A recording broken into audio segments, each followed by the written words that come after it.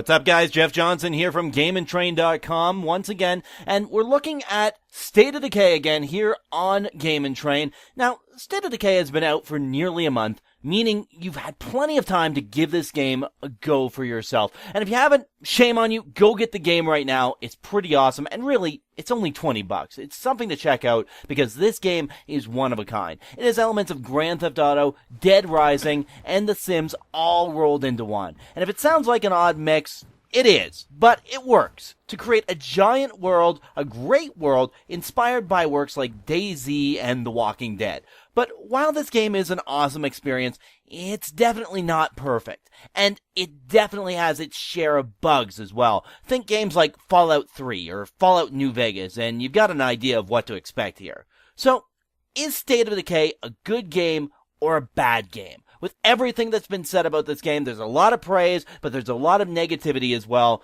I think we've got a great game here, but one that could use some real improvements. So, here is a list of what I feel are the good and bad moments of State of Decay. So, let's begin. Good. The open world. You've got this huge world to explore, and while not on the scale of something like Far Cry 3 or Fallout 3, there's plenty to see and do in this large world, and plenty for you to check out for yourself. Bad. We could probably beef up our defenses, just to be safe. We need more people if we're going to cover all the approaches. You're too distracted by constantly spawning maintenance to explore too far too quickly. Outside of story missions are morale missions, infestations, defense missions, scavenger missions, special zombie class missions, friend reserve missions. The list goes on and on and on and on, and there's nothing worse than giving a pep talk to the same friend for the third time in a row. Honestly, Jacob, just go screw yourself already. Seriously. Good. You've got a wealth of characters that you can bring into your home. Each one of these characters has the potential to be playable, and each one of them has their own skill set, their own items that they bring along with them, and they can be potentially playable if you build up a relationship with them. And each one of them can be built up for their various skill sets as well, so that adds a lot of flexibility to the game depending on how you play it. Bad. Your men can tire out really easily, and sometimes entirely at random. And a tired character is almost useless on the field. Every time they swing the weapon, it takes out more of their energy, they're more likely to lose health while they get attacked. And if all of your characters are in the same tired state at the same time, well, you're kind of shit out of luck on that one for the time being. And with tragic results.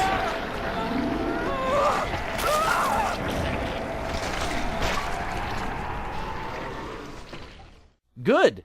Some awesome types of missions to play with here, especially if you're looking at the helping the military missions. Look at the artillery fire missions for a great example. There's nothing like raining hot vengeance upon an army of zombies. That's our load blown. You folks take care now. Bad. What could go wrong? Old Nintendo level style glitches. So let's say you're given an item needed for a mission, but you have no room in your inventory. I don't have enough space for this. Well, that item is gone. There's no fireworks, no way to distract the zombies away from Eli, nothing. Unless you brought a gun with you, this mission becomes impossible to succeed at. And don't forget, zombies going through walls. I knew there were zombies, I didn't know there were ghosts. Good. There are options that your teammates can do even if you're not playing as them. Simply radio back to base and get them to send scavengers for all the supplies that you found in any given house. It saves you all the searching and hiking it back to the base. That much for me is a time saver that I like to see. Bad. Constantly repetitive liners when you come back to base. Seriously, have a listen to this one. There you go. Don't say I never gave you anything. What you got? Oh, you know, stuff. Found this while I was out. What you got? Oh, you know, stuff. There are other repetitive liners too, but this one I give a little more credit just because it's a little more inventive. Okay, I'm free and clear. See you soon. Got anything good? Yeah, I got you a pony. But then it tried to eat me, so I shot it in the head.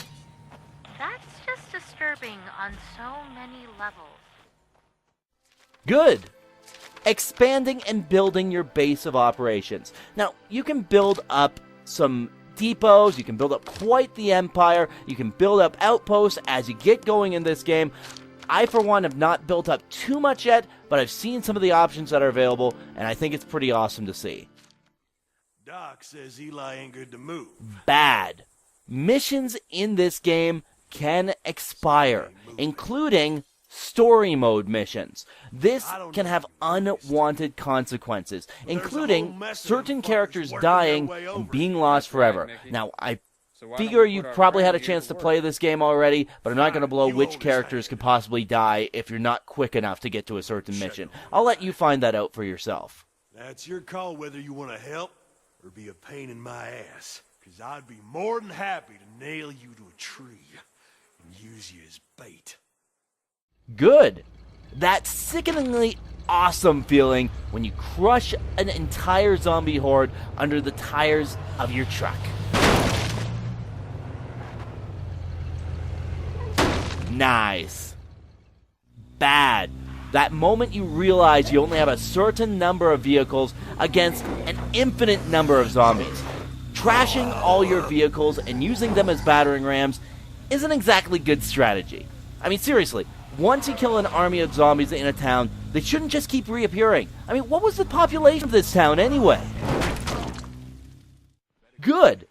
Aside from the finite trucks, there are plenty of options for weapons. We got 2x4s, we got 2x4s with brackets, we've got 2x4s with nails in them.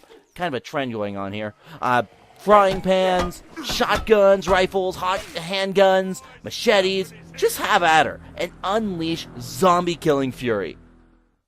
Bad, fat zombies. Good luck when you have your first meeting with these guys. Nothing seems to kill them.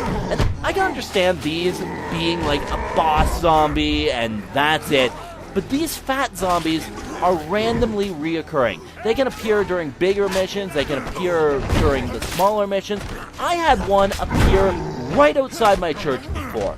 It's just like Fat Albert showing up to a buffet. Hey, hey, hey! Nothing kills them. Nothing! I ran a truck into it, and it broke the truck. I threw a firebomb at it, and it just pissed off my allies. Who knew people hated getting set on fire? Good. This is a $20 game. Worth every penny. Pick it up. Overall, going over the pros and cons of this game, you will get frustrated at times with this game. It's going to happen. You might restart your game when you start to figure out that what you're doing is probably not the best way to go about it. But you know what? It's well worth the $20 expense, and it's going to give you plenty of hours of enjoyment as you go through. For me, I'm going to give this game a 3.5 out of 5. Its promises and its enjoyment factor more than make up for the occasional glitches here and there. So there you have it. There's my thoughts on State of Decay. Next up, I'm going to look at another Xbox Live Arcade game. I'm going to look at the game Storm. So tune in. Be sure to check that one out. I'm Jeff Johnson. You're watching Game On. A little bit of the old,